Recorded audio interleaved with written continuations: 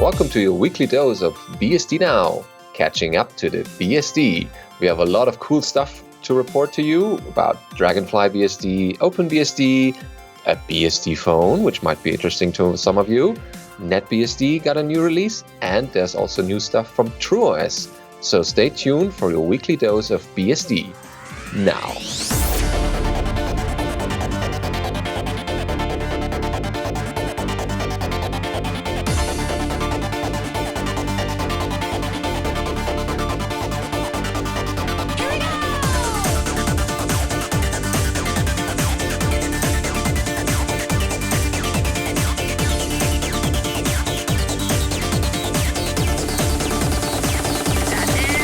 BSD Now, episode 187, recorded on March 29th, 2017.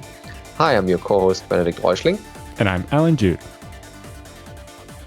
And we'll have a nice show prepared for you with a lot of new stuff happening in the BSD world, so we should get right into it. Yes, so our first story here is the release of NetBSD 7.1. It's a big one, apparently. There's a lot of stuff in the release notes. So what's one of the biggest things that they listed there? We probably should start at the beginning. So this update represents a selected subset of fixes deemed important for security or stability reasons, as well as new features and enhancements. First thing is their Compat Linux got quite a bit of an update. It now fully supports the schedule set affinity and get affinity system calls, so that you can pin processes to CPUs even under the Linux API. And they also fixed that brought in the fix for the Intel Math kernel library, which depended on being able to do that. Okay. And there's dtrace stuff. So apparently they avoid redefined symbol errors when loading the module in the first place. Ooh. And the module autoload was also fixed. Yeah, I know on trace for NetBSD. Good thing. On FreeBSD, the dtrace is broken out into like 6 or more kernel modules now, but you just load dtrace all, and it depends all the other ones and sex them in. So I imagine they have something similar. And if autoloading wasn't working, then you'd run into all kinds of problems. Yeah. NetBSD still also has the IP filter firewall, and so they've got a bunch of fixes to that, including matching ICMP queries that have gone through NAT, that have been natted through IPF. Fixed the lookup of the original destination address when using a redirect rule, which is required to build transparent proxies like Squid, and some improvements to IPsec, including NAT-T support for NetBSD being a host behind NAT, but using IPsec. Okay. And a bunch of new drivers, apparently, or driver updates. So they added a VIO SCSI, I guess it's called, driver for the Google Compute Engine disk, and an ICH SMB support with the Braswell CPU and Intel 100 series, which is good. More architecture support, more CPU support, which is NetBSD's thing. And VM was also updated. Sorry, that's WM. WM. Yeah, in German it's I translate on the fly. But yeah, here, so. that looks to be the 2.5 gigabit per second NICs that are included on some of the Avaton type CPUs. So that's interesting. Looking forward to seeing what happens with the 2.5 and 5 gigabit NIC hardware, especially if it's a lot cheaper than some of the 10 gigabit stuff that's available. It'll really depend on availability of switches, I think, and whether or not that'll end up taking off. But I guess we're going to see a couple of benchmark results in the future from that one or other similar cards. Wake on LAN support was added, and a lot of bugs were fixed, which is always good. The new release also contains security fixes for memory leaks in the connect system call, and several vulnerabilities in ARP. And it looks like they also fixed a weak privilege separation bug in Zen for AMD 64. Okay. No, and they have a list of other ones, including updates to Bind, XPAT, the DHCP client, libice, OpenSSL, TCP dump, Xorg, etc. And the change list goes on to detail here as well. Good. A lot of stuff happening in a release. It's always good to see. And there's ARM-related stuff. So for the ARM folks and the ARM board fans. They have support for the Raspberry Pi Zero. I have 2 of them, but I haven't got much work done on it, but I will over the summer. And Odroid C1 Ethernet now works, which is good. Ethernet is we have the best. Working. Yeah. So yeah, check out that release, and I guess there will be a lot of new things happening on the NetBSD front here with the new release, and I guess we'll see a couple of more things over the coming weeks coming from that when people report in new things that they're doing with it. Yep. So the next story is actually a summary of preliminary LLDB support being added for NetBSD. So they have a summary of what's been done in NetBSD. They verified the full matrix combinations of the wait and ptrace calls. GNU lib standard ++, the standard call once bug had to be investigated, did some of the test cases there. They've improved the documentation and minor other system parts. They increased the documentation of ptrace and explain how the debugger actually starts up and works there. They added some more SIGINFO code for SIGTRAP and added a new ptrace interface. So then, breaking down what they actually did in LLDB, they now have a native process NetBSD plugin so that the LLVM debugger can attach to BSD or to NetBSD stuff, processes that are running. And I guess the long-term goal for that one is to replace the old GNU-DB, or similar things like in FreeBSD, where they have a BSD license or a non-GPL licensed debugger in the system, in the base system. Yes, a liberally licensed debugger in the base system. Yeah, that's the better word for it. But yeah, so they also added a monitor callback function so you can monitor a process. And then a bunch of other LLDB code got fixed that was not specific to the native process NetBSD plugin. And they automated running the LLDB test results, which is good. Yeah, so you can see that your the LLDB is running as it should and produces the proper output. So there are plans for the next milestone as well. So they fix a conflict with system-wide Pi 6, which is a Python module, I guess. And they added support for AUXV read operations, switch resolution of PID to path to executable from the proc sysctl. Right, so what they switched to using sysctl to look up what's the path of this executable by starting with the PID. So for Linux and so on, that used to be done with proc, but with NetBSD, there's a sysctl you can use to find out for this PID, what is the path of the executable. The executable, or truly executable, yeah. Okay, then they also recognize or want to recognize real-time signals and upstream the NetBSD process plugin code. Yeah, so everything that they change that isn't in the NetBSD process plugin, they've upstreamed so that that's available to everybody. Good. So contribute some code back to the upstream, which is always a nice thing because other people can then make use of that as well. They switched the standard call _once to LLVM call _once. So it's more of a general LLVM specific namespace thing here. And they added new ptrace interfaces to lock and unlock threads from execution. Also good, and not very NetBSD specific, so also something that might be upstream. And last thing, switch the current PT watchpoint interface to PT get dbregs and PT set dbregs. Yeah, I'm guessing for the registers. Yeah, so lots of interesting stuff in order to get LLDB going on NetBSD as well. I know it's quite far along on FreeBSD as well.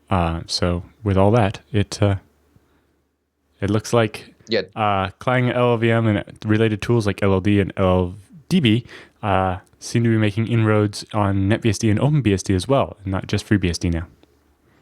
Which is good, yeah. Because then they have a lot of cross project pollination in the LLDB area, and in particular, just more people working on BSDs in general and making sure that projects like LLVM understand that BSD is important. Not that they didn't.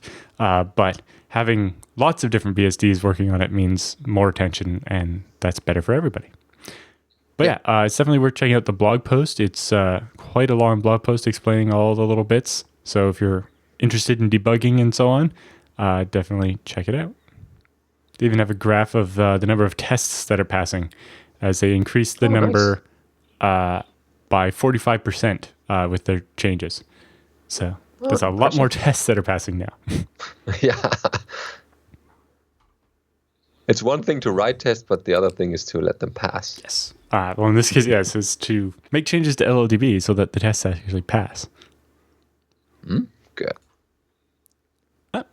This week's episode is brought to you by our first sponsor, DigitalOcean. So, if you need to run something and you should be running it on FreeBSD, then DigitalOcean is a great way to do that because you can rent a server for as little as $5 a month. And with that, you get 512 megs of memory, one processor, 20 gigs of SSD back storage, and 1 terabyte of transfer. Or you can double all of those for just $10 a month. And if you use the coupon code FreeBSD Now when you sign up, that'll let them know that you heard about DigitalOcean on our show, and it'll also add a $10 credit to your account so that you don't have to pay for the second and third month of your $5 droplet. And then and these are enterprise SSDs, so these are not cheap ones. They are actually used in the big enterprises, and you also can get monitoring for your droplet, and you can resize your droplet in case you need more resources for that one. So there's a lot of stuff you can do on your DigitalOcean droplet. Backups and snapshots are also possible. So when you go to create the droplet, it only takes about 55 seconds between when you hit create and when you can actually log into the server and start doing stuff. And when you go to create it, you can choose if you want UFS or ZFS. Plus, they have a separate block storage thing. So if you look at these, you can see you don't get all that much space, 20 or 30 or 40 gigs of SSD. That's really just for the operating system and so on. If you want to do bulk storage, then what you can do is get their block storage product, which allows you to buy space per gigabyte and get a volume attached to your VM, and then you could run ZFS on that. But when you create the droplet, you can decide whether the OS disk is ZFS or UFS. If you've got a very small amount of memory because you're getting one of the cheaper droplets, UFS is probably a good bet. But it doesn't mean you can't also attach a ZFS after the fact, or because of the resizing, you can always size up and switch to more memory in the future. And then back down if you want. And another thing, the other thing is that you can also programmatically control your droplets. They have an open API where you send HTTP requests to, and that is a way to manage your droplet without actually having a client available. You just write a program that accesses that API and the best part is you don't have to write a program for it. There are command line utilities already in the FreeBSD ports tree. So you can just type a couple of commands and create these droplets. We use that because we're like, we need 36 droplets, all of them identical, but spread across a bunch of the data centers, and we need them as fast as possible. So it's like a for loop calling the DigitalOcean droplet API tool saying, hey, create 6 droplets in each data center. Boom, done. That's nice. So anyway, check it out, digitalocean.com, and don't forget to use the coupon code FreeBSDNow. If you've signed up already but have never used a coupon code, it'll still work. But you can only ever use one coupon code. You can't just keep using a string of coupon codes. So as long as you've not used one, go into your account, enter FreeBSD Now, and get $10. So our next story is really interesting. We've heard lots of talk in the past, various people talking about trying to make a FreeBSD-based phone or to port FreeBSD to an existing phone. Smartphone. So Colin Stewart has come up with an interesting approach to actually maybe making this happen. So what he's come up with is some standardized hardware, basically one of the development board type things you can get that he knows will run FreeBSD, and then bringing together other easily accessible parts to build a phone.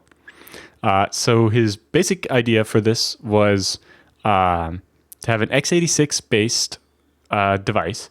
So it would run standard like i36 or AMD 64 type code instead of being ARM specific. Some embedded board. A long-lasting but user-replaceable battery, because what kind of hacker wants a phone where you can't change the battery or remove the battery? A WLAN modem with LTE access, so you can do the phone stuff. A 4 or 5 inch LCD touchscreen, preferably with at least 720p resolution. The ability to upgrade your storage, because nobody wants a limited amount of storage. And throw your phone away when you're out of disk space or whatever storage space. So basically what he's done is assembled a parts list that would allow anyone to, from regular hardware channels, be able to get the parts to build this. So currently it's using the Udo Ultra platform, which is an Intel Pentium N3710. So that's about a 2.5 gigahertz quad core, has the Intel Graphics 405 chip built in, which is 16 execution units at 700 megahertz. Supports VT and VTX and all that, so that you can actually run VMs on it, which we'll get to in a minute, and has AES-NI support, so you can do high-speed crypto. Yeah, that would be interesting. With a 2.5 gigahertz regular Intel processor, you're going to get a lot of crypto speed out of it. 2 4 gig sticks of DDR3 low voltage RAM. So now, a phone with 8 gigs of RAM is a lot of phone. And then 32 gig eMMC storage built in with future expansive via an M2 SSD or micro SD slot. Although I don't know how much room there is for different M2s, because one of the M2 slots is taken up by the phone modem part. But what's really interesting was the plan for the software. So the phone would run a really, really stripped down FreeBSD, whose only job would be to provide Beehive. And there would be 2 VMs running on the phone. The first VM would run pfSense and provide a firewall on your phone. And the second VM would run the graphical interface. For the interaction with the user. And the graphical interface would be a slimmed down installation of FreeBSD in this case, but one could see how someone could run Android or something on it even in that case. But anyway, a UI tweaked specifically for this form factor and a 720p-ish resolution, probably with a strong reliance on Google Chromium and other Google services like Google Voice.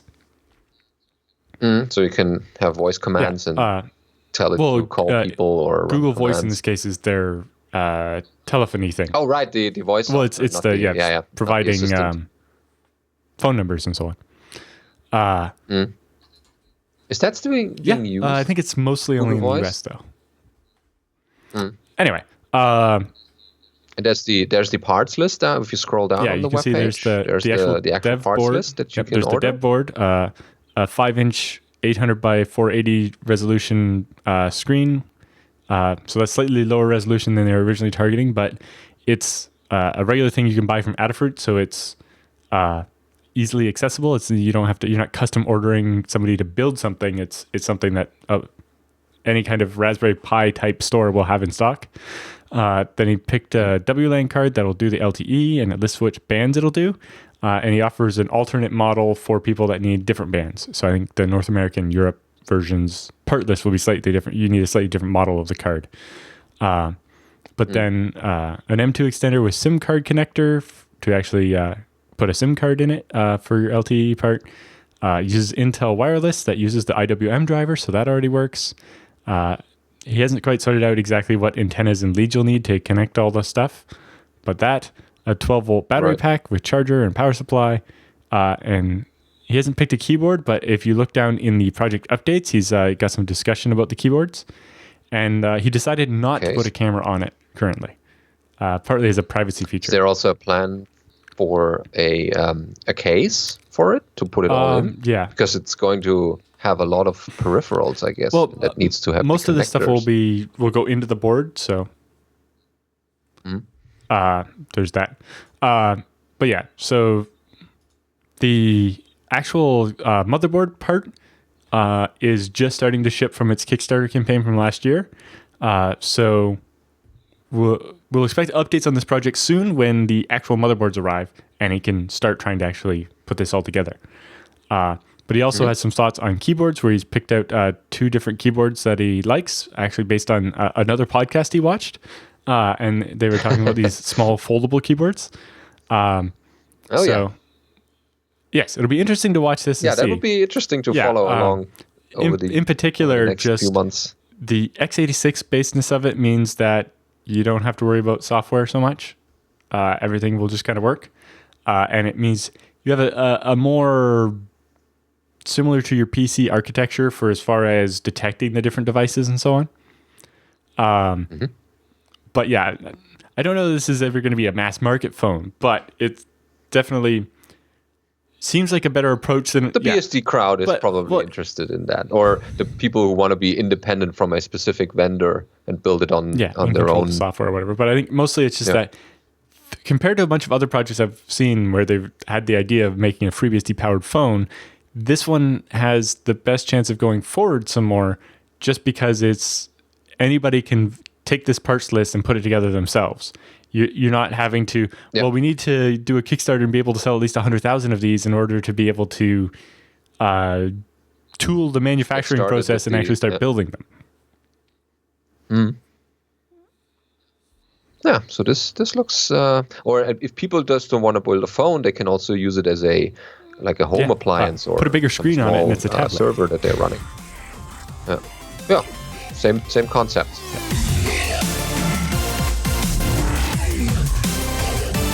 So here we are with our news roundup for this week. So we have a story about NVMe M.2 card road tests by Matt Dillon. So Matt Dillon's actually taken out a whole bunch of different NVMe devices and tested them, and provided his thoughts and some benchmarks to allow you to try to decide which M2 NVMe device you want to buy for your laptop or desktop. Okay, and what's his result or the product? He's got quite a few different products, including the Samsung 951, Samsung 960 EVO, a Toshiba OCZ RD400, an Intel 600P, a Western Digital Black NVMe, one just called My Digital SSD, and a Plextor M8PE. He says, I primarily tested random read bandwidth. Write bandwidth for these M2 devices generally is in the 600, 800 megabytes per second range, although he says see specific notes about some of the devices.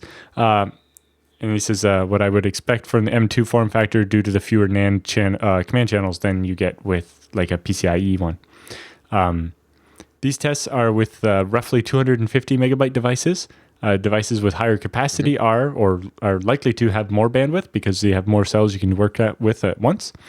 But it's usually better to test with lower capacity devices because it reveals potential bottlenecks and other red flags in the firmware and hardware that might be papered over by having higher bandwidth from a larger device. He says, all the random read tests were done with a 16 gigabyte block of uncompressible data that I wrote from dev/urandom into the partition. All of these devices support 7, 8, or 16 queues. So a 16 thread test will generate a full queue depth of 2, and a 64 thread test will generate a queue depth of 8. He says, on the 16 queue devices, 64 threads will have a queue depth of only 4, but whatever. He says he did all the tests on a PCIe 3.0 socket device. He says, note that I renumbered NVMe 5 and 6 for readability, since he only has 5 PCIe slots on his actual PCIe to M2 adapter card. But he says all tests were done on a Dragonfly BSD system using all of the MSI X vectors and parallelism offered by the device. And he has the actual D-message output of each of those available at the bottom as well. He says there is no OS contention, and the scheduler will optimally map vectors and threads. So he has a summary at the top about which devices he recommends. He says the Samsungs are excellent all-around characteristics and are recommended. He says the Plextor is recommended. He says it ships with a heatsink, while the others don't.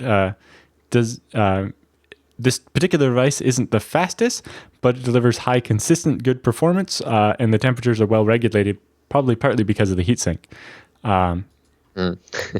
They know what they're delivering. He does note that the Plextor uses commodity flash rather than specific manufacturer or something.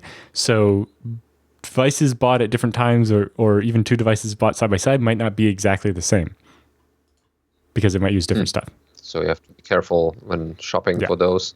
The My Digital SSD, he says, it took the speed crown, but the controller clearly runs hot and quickly throttles down to a lot less. So it peaked at 2.4 gigabytes per second, but once it got hot, it would throttle itself down and only run about 1.4 gigabytes per second. So that's almost only half at 80 degrees Celsius, and then throttles further down to 1.1 gigabytes per second. So that's down to less than half of its top speed when it hit 100 degrees Celsius, which is, the temperature of boiling water. And it's not even summer yet. So when the data center is heating up, then you might have a problem. Well, in particular, it should throttle itself so it never gets that hot. Getting that hot is a problem and is likely to damage the flash. He said, I'd conditionally recommend this device with the proviso that the controller runs too hot and it's probably not appropriate for a mobile device.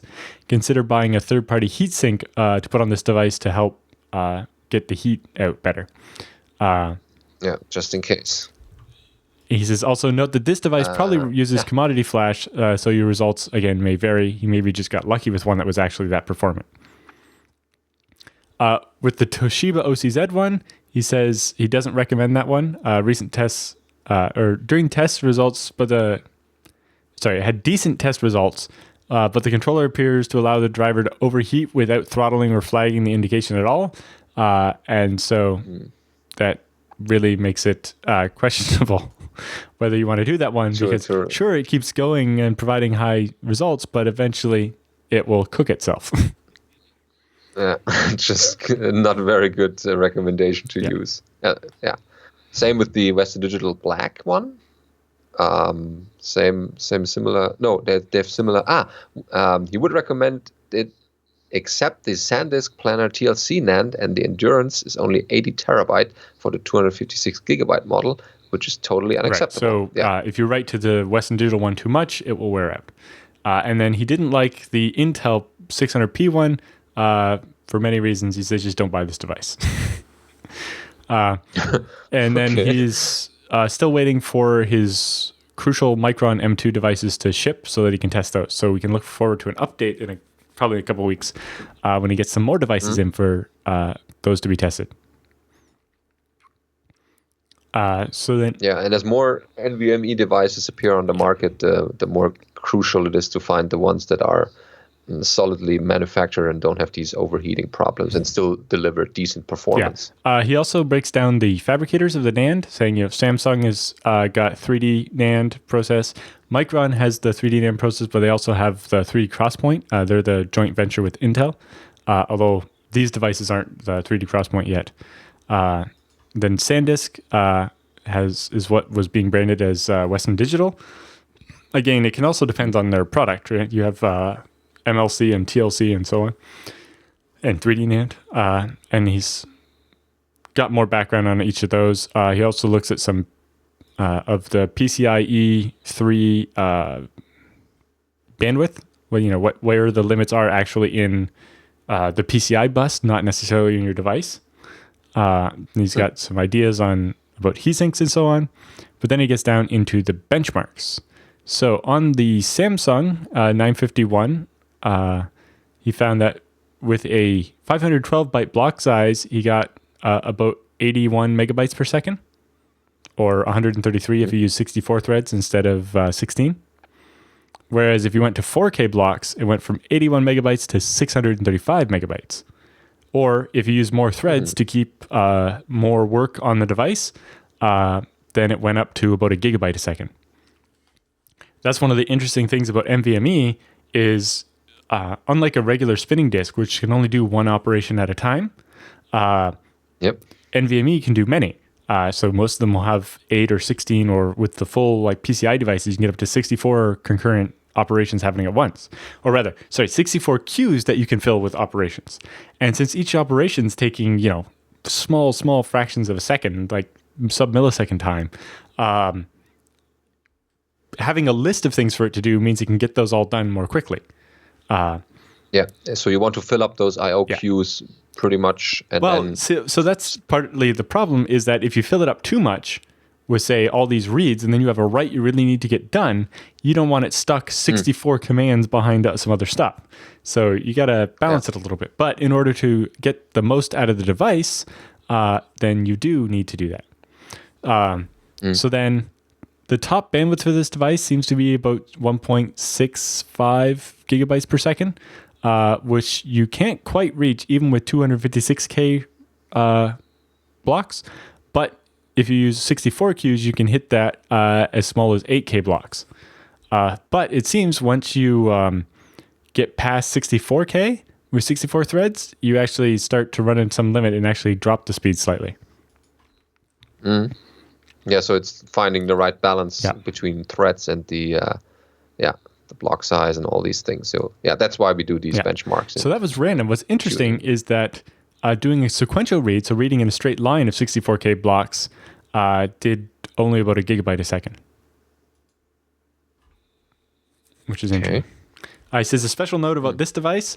The device was only 128 gigabytes, unlike all the others, which are 256 or 250-ish anyway. So that's part of the reason why the speeds are slower, because there's only half as many flash chips to talk to. So looking at the 960 Evo, which was bigger, you can see the speed was about the same. It scaled up and topped out actually at less, about 1.1 gigabytes per second, with or without with 16 or 64 threads. Once you got to about 16 kilobyte blocks. But the sequential read speed was 1.5 gigabytes per second. The Toshiba managed to top out about 1.5, but the sequential read was only 900. And he's got more notes on that, specifically about the temperature and so on. The Intel one, he said, noted that using 64 threads instead of 16 seemed to make no difference at all. And he found that the read speed at 512 byte blocks was as low as 23 megabytes a second, which is quite low. At 4K, it was about 180. Although once you scaled up to 128 or 256K blocks, you were almost a gigabyte a second. The sequential read, though, was 64K blocks were 220 megabytes a second, and 128 was 350, both of which he notes are not very good performance at all. Although he shows some interesting things as you use more threads, mostly that the Intel seems to only work if you have a highly concurrent workload. Right. So I guess those are problems that are basically design problems. They cannot be fixed via a firmware update or something. So in that one, I think in that case, it mostly comes down to a use case. The Intel's optimized for doing a lot of different things at once rather than providing the best performance for, say, a desktop. It really depends on your workload. Special workloads. Whether it does a better job at certain things than others. The Western Digital one did okay. Got up to about 1.5 gigs a second, although the sequential reads were, again, quite mediocre in the 300 to 400 megabytes per second range. Then shows the My Digital SSD. You can see it ramping up from 70 megabytes through 500, 900, 1200, up to 2.2 gigahertz and up to, gigabits per second to 2.4 gigabytes per second. But then when the throttling kicks in, it dropped down to as low as 1.1. And the sequential read speeds were pretty mediocre as well. Okay. So it would be interesting to either replicate or basically retry those experiments on other BSDs and similar hardware. Yeah, to see whether you can confirm or deny or find other results for those benchmarks. Yeah, it's definitely interesting to just see how different some of the devices are, like whether they have 16 queues or 8, and how big of a difference that makes, and so on. And in the end, it can come down to what actual flash exists on the device. And with some of them where they use commodity flash, it could mean that if they were manufactured on a different day, they could have completely different flash and perform completely differently. Yeah, that's quite a difference. It's a Monday device. Yeah, versus a Wednesday device. Yeah. Okay. Yeah, and also the temperature is the problem. But yeah, that's a thing for another day. So our next story is about ZREP, or ZREP, I guess, if you want to say it that way, which is a ZFS replication and failover script. Okay, sounds interesting because failover. I haven't heard that much about failover. Well, I think in this one it's more just swapping mount points than necessarily failover, but I haven't looked into it that deeply. Okay. But they have quite a bit of information here. It says ZREP is a robust yet easy to use ZFS-based replication and failover solution. It can serve as a conduit to create simple backup hub. Okay. In particular, one thing that's interesting about it is while it's a shell script, it's written in KSH or Corn Shell rather than, Bourne Shell or Bash or something. Yeah, similar to the dtrace toolkit scripts. Yeah. Oh, but so, okay. I guess those can be rewritten in other shells. Yeah, I don't know there's value in that. But so that means if you want to use it on FreeBSD, you need to install KSH93. Although there's a port of ZREP, so you can just install that. Although the port is a couple of versions behind. So you might want to poke somebody about getting that updated, or it's a great way for you to get involved in FreeBSD and update the port. Especially since this one's a shell script, it's relatively easy. It's just a matter of bumping a URL in the make or the version number in the make file and making sure you have the right URL to download it from. And there's nothing to worry about, right? It's just a shell script. Lots of other ports are more complicated, but this one will be super easy. It's a great way to cut your teeth on it. I guess porters are already on their way of updating that one after they hear that. Yep. But yeah, okay. Few versions behind. That gets updated over the week, so I guess people should just check it out. There's a couple of descriptions on the on the web page for that. And yeah, it would be interesting to see how it works with the actual replication and failover between different.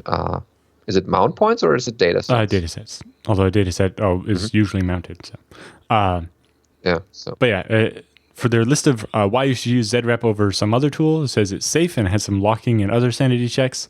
It's easy to use. It handles failover of active file systems, and it can run very frequently without trouble.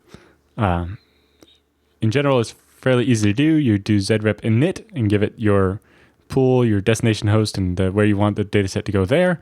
And then you can just run ZREP sync all, and it will sync all the things that you've initialized before. Okay. Sounds not too complicated. Yeah.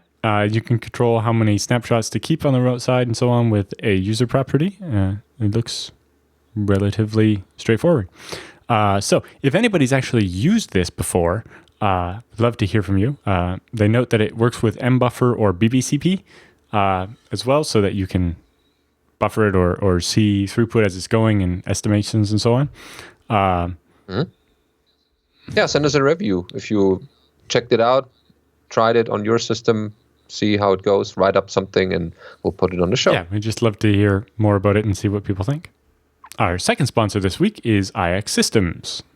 If you head over to ixsystems.com/BSDNow, you can download their ultimate guide to buying a new server for open source, which will kind of walk you through why you don't want to buy it from, one of the other places where you might have traditionally bought your hardware, and why if you want to run, whether it's FreeBSD or FreeNAS or Linux or whatever open source thing you want to run on your server, you should buy it from IX because they actually know about open source. But also, they understand the hardware a lot better than the salespeople at a lot of these other places. You talk to them via email or on the phone, and you explain what you're trying to do and what your problems are. And they will help you... What the server should do. And they'll help you pick the right hardware. Every server from IX is custom built, right? They don't have a bunch of models already built sitting on a shelf that they're just trying to ship to you. They want to build the server exactly to your needs so that you're not wasting any money on parts and components and features you don't need, but you're getting the best value and the best performance you can for the money you're spending. Even just which type of SSD you want for ZFS. It's like, or what kind of Intel processor, the E3s, the Intel Atom is also possible for configuration. Right, or even just looking at E5s, do you want a E5 1650, which gives you like 3.5 gigahertz, but only like 8 or 10 cores? Or do you need an E5 2650, which can give you twice as many cores, but they're only at like 2.2 or 2.5 gigahertz?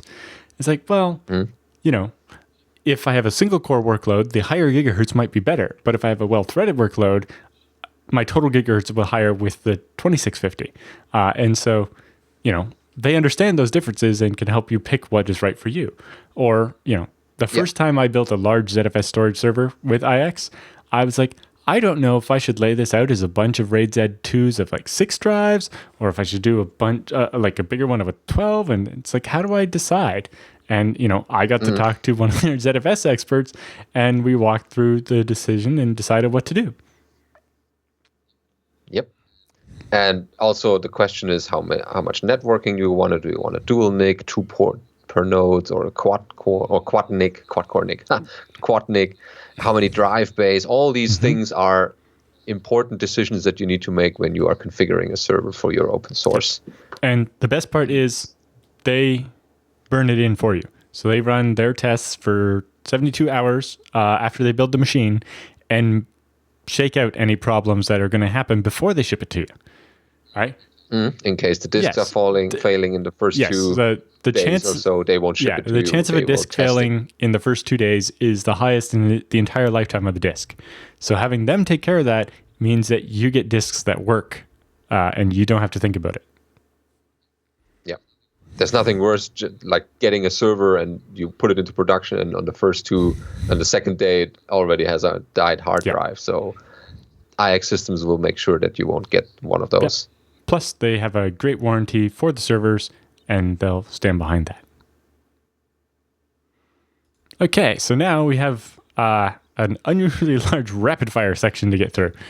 So there's quite a bit of news that we've not kept up with TrueOS and OpenBSD and so on. So we thought we would go through a bunch of those different things with you now. To keep you up to speed with what's been happening in these different projects. So the first is TrueOS security and WikiLeaks revelations. Recently, WikiLeaks released a number of documents detailing system exploits that the U.S. intelligence agency apparently were using to gain information from or otherwise monitor individuals. In particular, PCBSD showed up in that in a number of times. But it looks like mostly it was general Linux software. In particular, I think one was Haldy, which was at the time a dependency to have your mouse and keyboard work properly in Xort. These were software they were using from other projects, not a TrueOS vulnerability by itself. It was software that was installed by default in PCBSD, so it made it on the list. In particular, I don't think Haldy is used anymore because they use DevD instead. So it's less of an issue now anyway. But they have some quick notes to keep up with here, saying the TrueOS project is committed to finding and patching any security vulnerabilities immediately upon discovery. Due to the rolling release model, TrueOS can update easily, providing security fixes to users very quickly. They say TrueOS project diligently signs all binary packages and installation images publicly distributed by the TrueOS team. In addition, the package utility on TrueOS automatically verifies each package, which ensures that each package's integrity and that it hasn't been tampered with. The TrueOS project also incorporates a GPG key in all installation images available for download section. Additionally, the checksums of the individual files are also available. This allows both verification that the whole file is received and confidence that the file is secure from third-party tampering. Also, TrueOS takes a minimalist stance in regards to system services automatically installed and enabled in the background, so that even if a package is vulnerable, it's probably not running unless you specifically enabled it. Meaning that and it's not listening on ports and waiting for connection. So only the stuff that you explicitly activate will be waiting as a service for connectivity. So specifically, from the outside when world. you hear about a problem in such and such open source service, and you're like, I've not heard of that one. I wonder if my OS is running it without asking me. TrueOS probably isn't. If you haven't specifically enabled it, and you usually only specifically enable it if you know what it is, means that if you don't know what it is, it's probably not running and it's less of a concern for you. Also, TrueOS uses LibreSSL and as such has managed to avoid a number of vulnerabilities in OpenSSL or quickly gotten the patches when they were something that affected both. Okay. So that's basically what the WikiLeaks documents uncovered so far. Yeah. So they say the TrueOS handbook also has a general security chapter that you can use to try to lock down your system. But yeah, specific things they found so far is one called Bald Eagle, which was an exploit for HAL. The FreeBSD base does not use HAL. FreeBSD uses its own device notification system called DevD. However, Linux-based desktops like KDE, GNOME, and Mate, and Cinnamon and XFCE install and require HAL on FreeBSD. To see which FreeBSD packages application use HAL, you can check out Freshports, which has a list of the things that depend on it. They also recommend if you're still using PCBSD 10.3, you switch to TrueOS to keep up to date with security stuff. And the second one was something called Sparrowhawk, which is a method for individuals to monitor your system after gaining access to it. TrueOS incorporates security policies designed to prevent unauthorized users accessing your system. As such, Sparrowhawk isn't considered to be an exploit per se. They'd have to somehow get into your system first before they could use it. They also note that the FreeBSD utility Watch is no exception. TrueOS will continue to provide security options such as built-in firewalls and SSH restrictions to prevent unauthorized access to your system. Mm-hmm. That's good. Next story they had here is their new jail management utility. They've switched to the newer version of, is it IO Cage? Yeah. Yep. But in particular, they have 3 new utilities, one called JBootstrap, which fetches the base system packages, JInit creates it, and JDestroy to delete jail. And they have instructions on how to do that and some screenshots and show how it works. They also mention the networking and how you can use IPv4 aliases and so on, or how you can actually set up vImage as well to have an entire virtual network stack for your jails. That specific jail. Mm-hmm.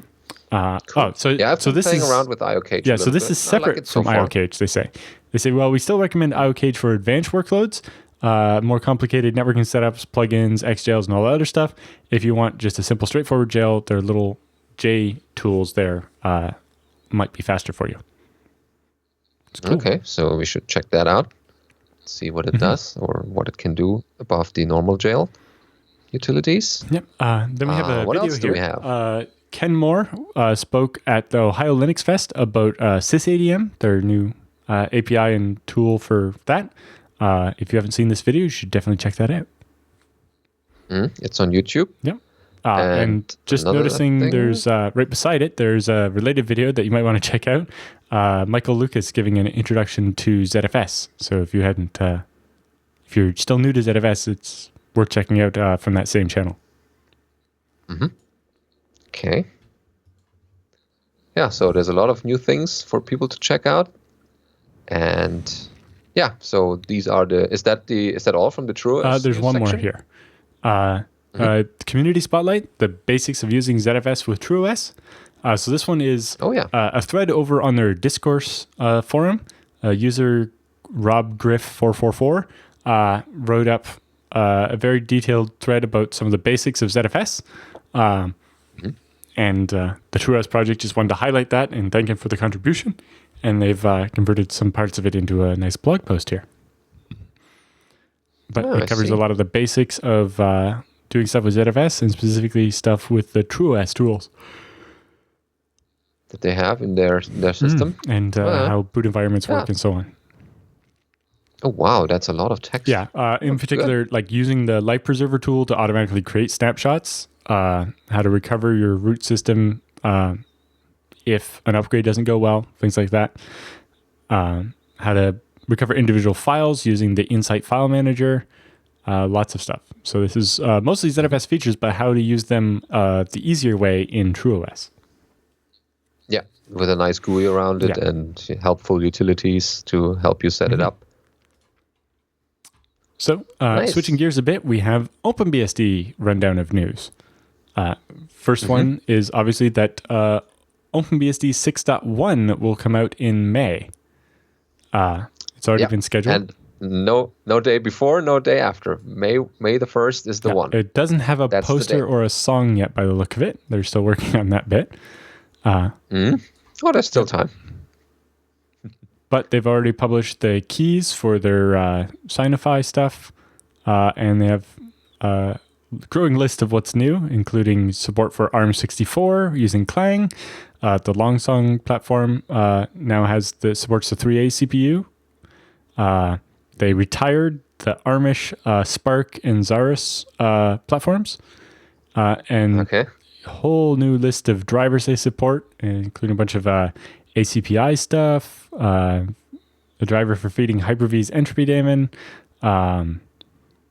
more Hyper-V, Freescale, Atmel, Longswan, Octeon, OMAP, ARM, Allwinner, TPM driver, Wacom USB tablets, which is also commonly used in VMs to provide exact mouse positioning. The new VMMCI command interface for their hypervisor, a new Zen Blockfront virtual disk driver, and a driver for the Luna 88K's I/O processor. Oh yeah, they had one of those at the Asia BSDCon NetBSD table for people to play with or see what it can do. Yeah, so there's an impressive list of improved hardware support on the OpenBSD, and that's not all. In the new 6.1 release coming up, there's IEEE 802.11 wireless stack improvements. Yep, the IWN and IWM drivers got a new short guard interval for 11N mode and support for MIMO 0 through 15, and including in the Atheros driver also got host AP mode. A bunch of other updates to that stuff. Lots of network stack improvements, some installer improvements, including the installer now fetches stuff over HTTPS instead of FTP. Lots of other interesting stuff going on there. So we're checking out and keeping an eye on. Looks like they actually added the SHA-512 truncated to 256 functions that I added to FreeBSD. They also added those to libc on OpenBSD. See? Cool. That's in multiple projects now. Good stuff. Yeah, but the list of changes is quite huge, including OpenSMTP D6, OpenSSH 7.4, LibreSSL 2.5.1, new versions of Mandoc, lots of other software in the ports tree. And they're still writing that release note, so check back for more. And of course, check out the release when it's there, and I guess we'll cover it in the show in May. Yep. But that's not all from OpenBSD. They have some more information about the OpenBSD Foundation 2016 fundraising. So how's that going? Well, so for 2016, they had a fundraising goal of $250,000, and they managed to meet that with the total final donation total of $573,000, so more than double their target. So then, not bad. This is for 2017 now. They're looking at trying to do even more. They say 2017 slate of hackathons is being solidified in light of the financial resources now available. These events will continue to provide a stream of improvements to the OpenBSD project. They say we'd like to especially thank contributors both large and small who have made commitments for continuing donations to the foundation. I know that I have a monthly subscription so that they have a income they can count on, knowing that this, even though it's not a donation like the ones that Microsoft or Yandex or Smartisan made, it's money they know they're getting every month. Yeah. And it's important that not only big companies donate money. I mean, it's important, of course, but also donations from, it doesn't have to be a big donation, but at least a couple of people not in companies or not many companies. Normal people should donate to foundations as well, because they sometimes have these requirements. That well, the OpenBSD Foundation is not a charity, and so they don't have quite the same requirements, partly because it's based in Canada as well. Works, but their goal for 2017 is 300,000, and they're at about 15,000 right now. Okay. Well, the year's still long. There's still time to make a donation during the year. Yep. Next up, they have a man-in-the-middle attack against WPA 1 and 2. Interesting. So this is a OpenBSD errata for March 1st by Stefan Sperling, saying a man-in-the-middle vulnerability has been found in OpenBSD's wireless stack. A malicious access point could trick OpenBSD clients using WPA1 or WPA2 into connecting to this malicious access point instead of the desired access point. When this attack is used successfully, the OpenBSD client will send and accept unencrypted frames. This problem only affects OpenBSD clients, and OpenBSD access points are unaffected. So they have a thanks here to Mate Vanhoef from a university I'm not going to try to pronounce in Belgium, for finding and reporting this issue and providing a demo exploit and an initial patch, and working through several iterations of that patch together with Stefan to get it committed. And they have patches against OpenBSD 5.9 and 6.0 so that you can patch your system so that a rogue AP cannot trick you into not encrypting your wireless. Yep. Which is important. And then we have here the slides from Mike Larkin's update on VMM and VMD, which is the hypervisor for OpenBSD. These are the slides from the BeehiveCon update. But in addition to this, they've also announced that they've gotten Ubuntu and some other Linuxes and Plan 9 booting in OpenBSD. In the meantime? Yeah. That's good. So they're making progress there. Yeah, if you follow Ken on Twitter, he's been posting as he gets different things working.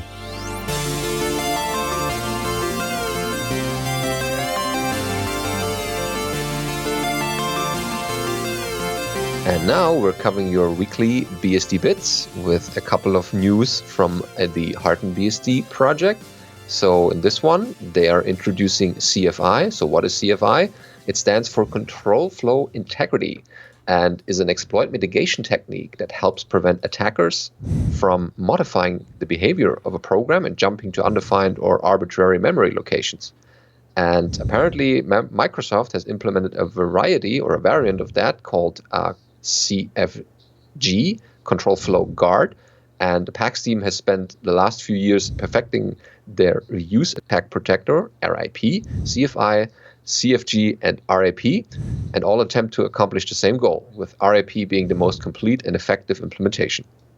So there's a CFI implementation in Clang, apparently, and that one is stronger than Microsoft's CFG, and the PAX team's RIP is stronger than both CFI and CFG. There's a lot of abbreviations here, so you might want to look at the article they wrote and to determine which is which. Yeah, and it seems it requires a GPL v3 toolchain and is patent pending, so CFI seems to be the best middle ground for now.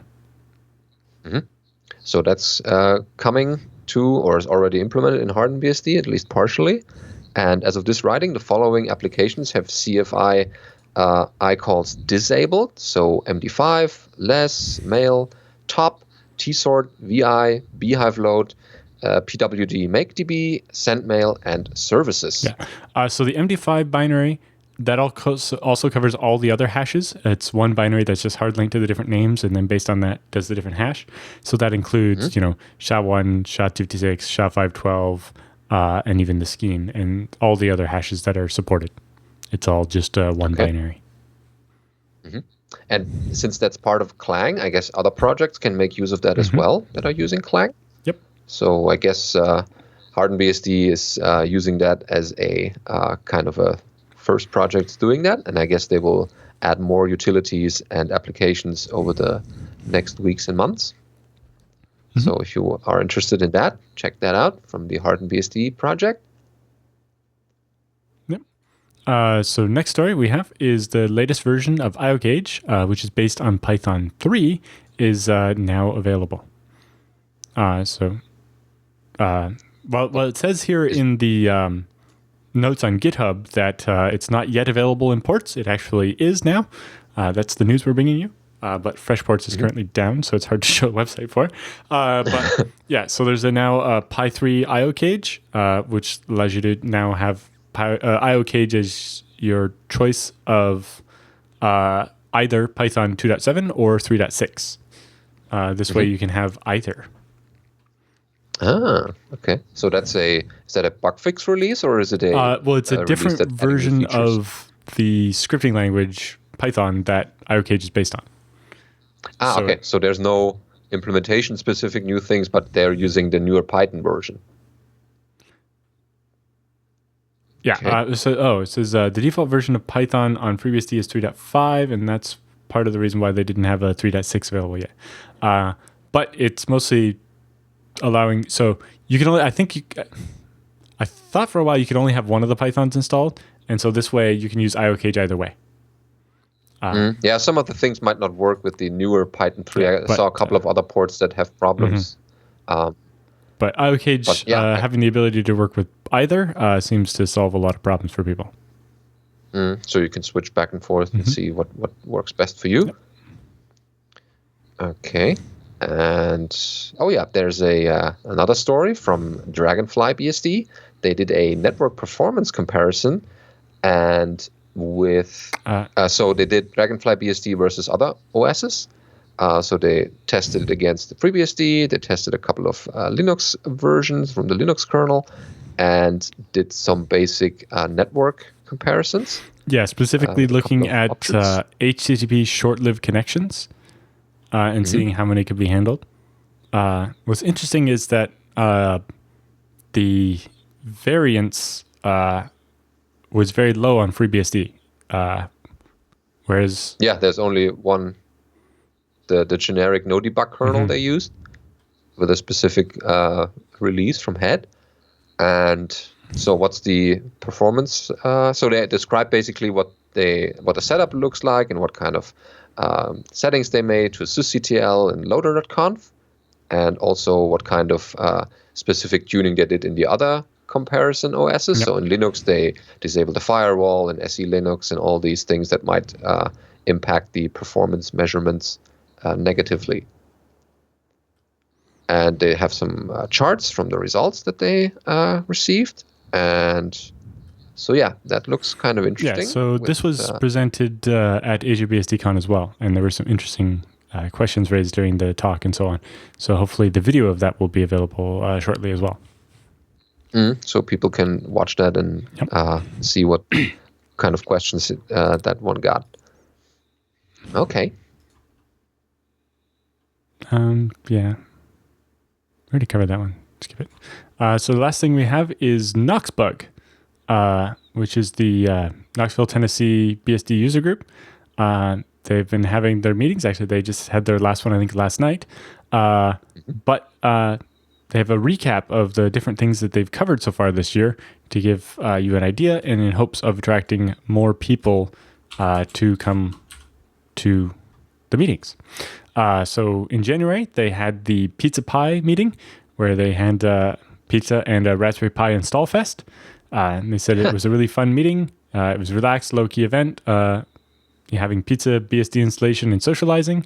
They also got a demo from Ken Moore of the TrueOS Pico, which is a version, a thin client that goes on Raspberry Pi type devices and then does the compute part on your regular server or a FreeNAS or something buried in your closet or whatever.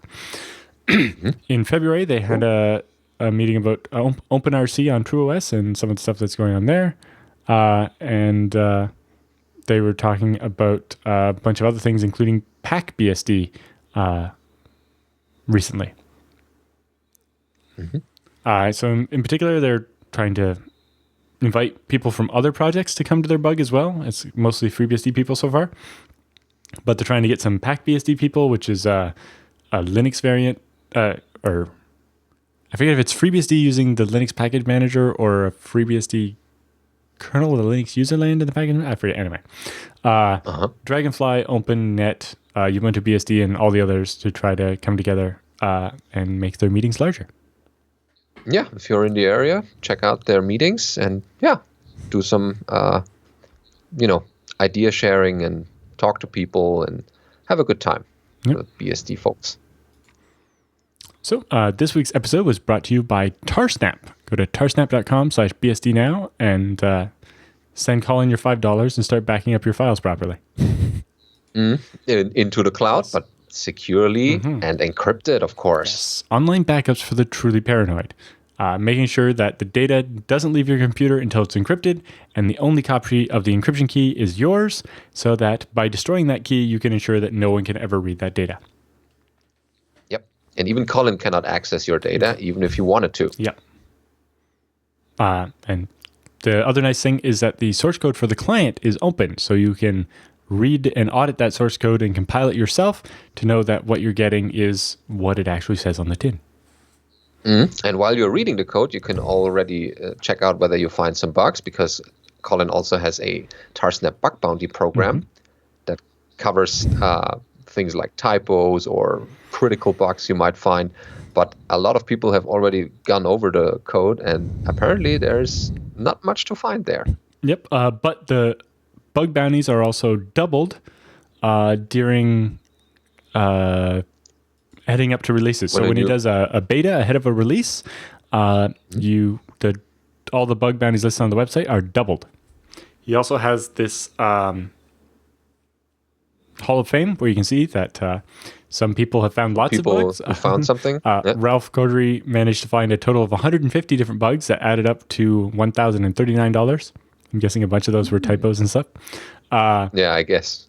Whereas Taylor Campbell found 8 and added up to $609.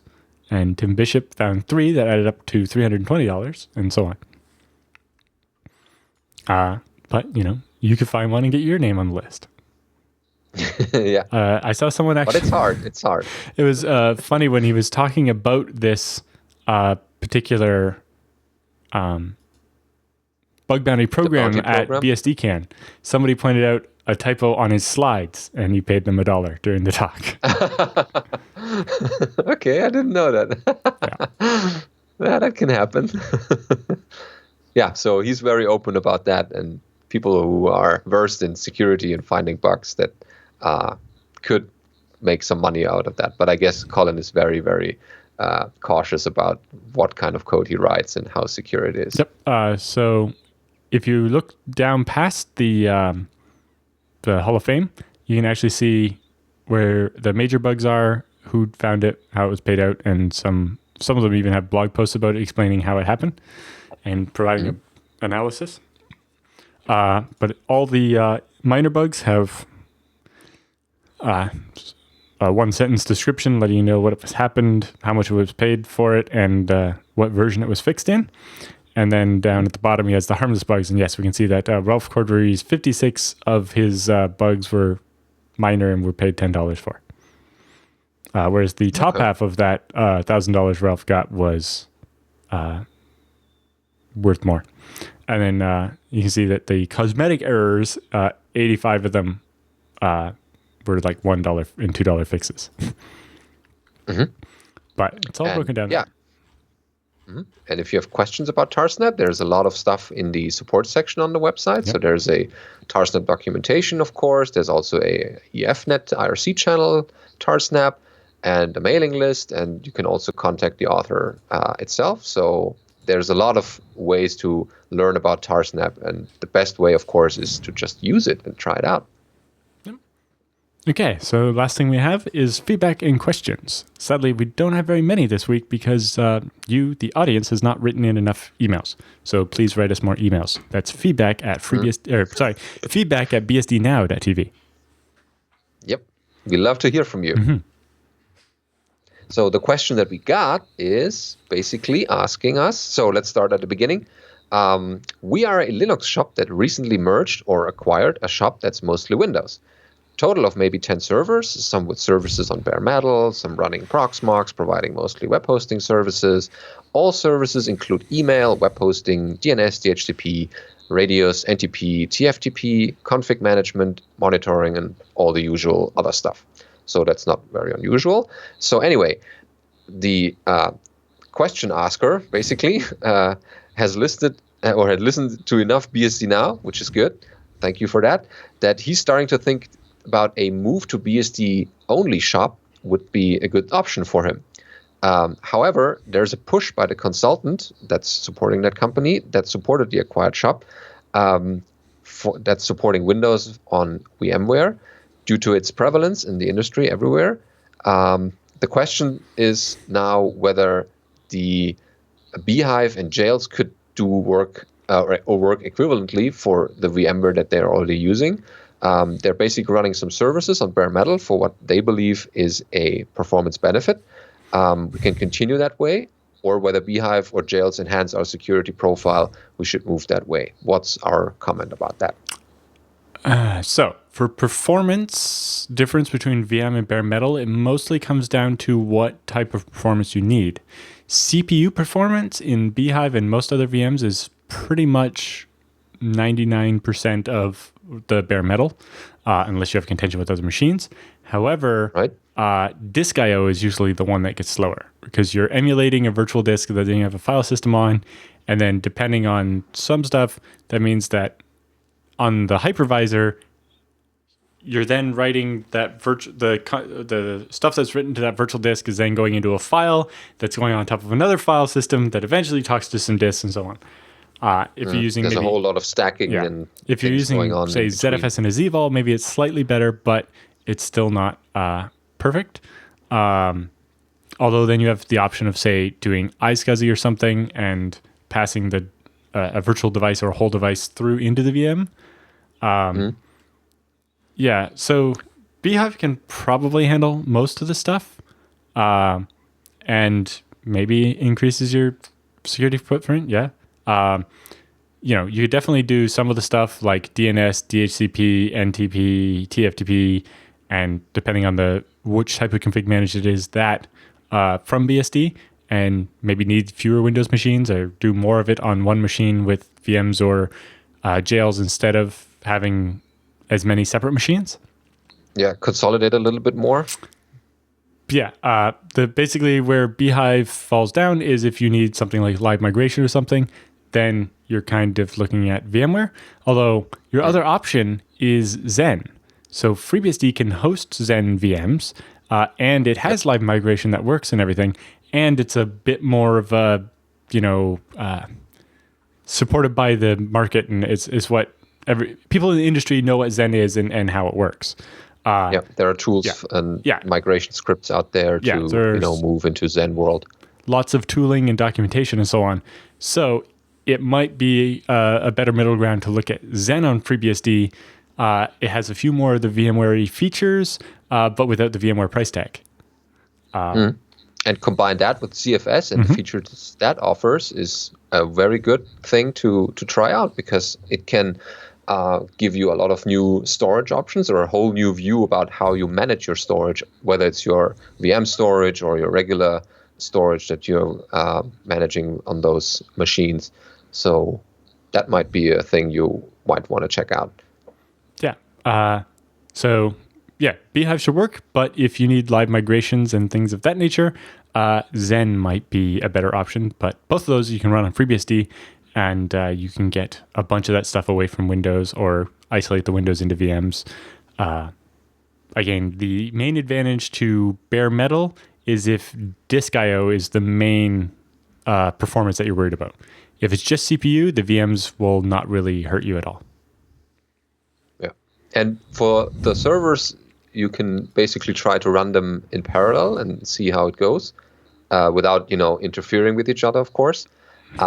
The nice thing about that is that you can sometimes just switch over to the BSD and switch out or switch off the Windows equivalent, and no one will notice, and it runs like it's been running before, but on the BSD. So that's sometimes very, very interesting to see that people don't notice what's running in the background on their services. They just want to use the service that's actually running on the box and don't care what kind of operating system is working on that. Mm-hmm.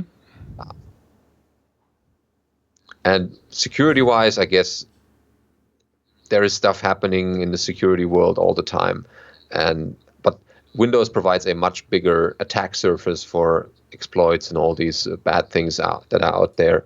And BSD still have a very low attack amount. Surface, so, and you might want to switch to that just in case you are considering, reducing that a little bit. Yep. And so thank you, Noel, for the question. We appreciate having feedback. So again, a reminder, we would normally be answering more questions right now, but the the audience did not send us enough questions. So please send us more questions, as well as comments, show ideas, topics, stories you want to cover, people you want us to interview, people that want to volunteer to be interviewed, etc., etc. Please write to feedback@bsdnow.tv and let us know. And hopefully we'll have more feedback for you in April.